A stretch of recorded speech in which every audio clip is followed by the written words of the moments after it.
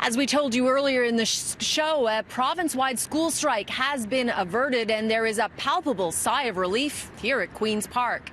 A strike in the middle of the federal election campaign would not have boded well for the provincial or federal Conservatives, and it also put Doug Ford in quite a bind. He's promised fiscal responsibility, but he couldn't cave to the unions, even though they're claiming victory.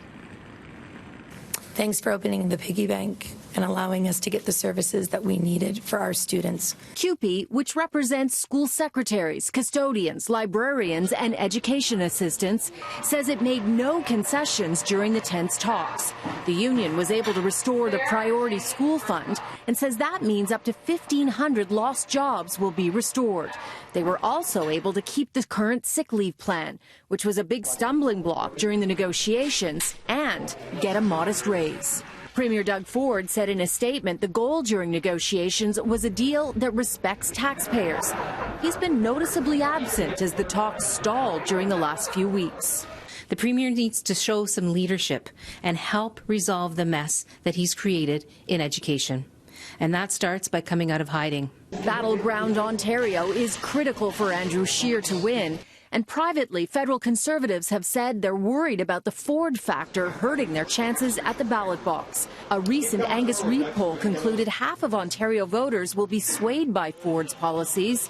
And among them, 85% say they will be less likely to vote for Andrew Scheer's Conservatives as a result. We've seen the Ford government be uncharacteristically, I think, disciplined and, keep a low profile. Muzzled. Yeah, yeah, that's another word to say, for sure. But I think that's, we had Jason Kenney come in and campaign in Ontario. We're not seeing similar effect of Ontario cabinet ministers or the Premier.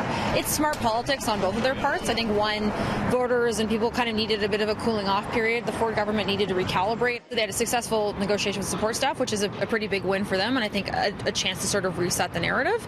At the same time, they're watching the Scheer campaign. I think it's going to really shake out in the next 2 weeks. It's in Doug Ford's best interest for federal Conservatives to do well in Ontario.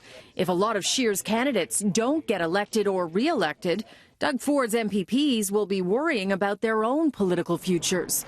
Already low in the polls, he can't afford a caucus revolt. If a lot of key Conservative ridings are lost in the federal election, do you think that Doug Ford is going to have a lot of unhappy Conservative MPPs looking at him?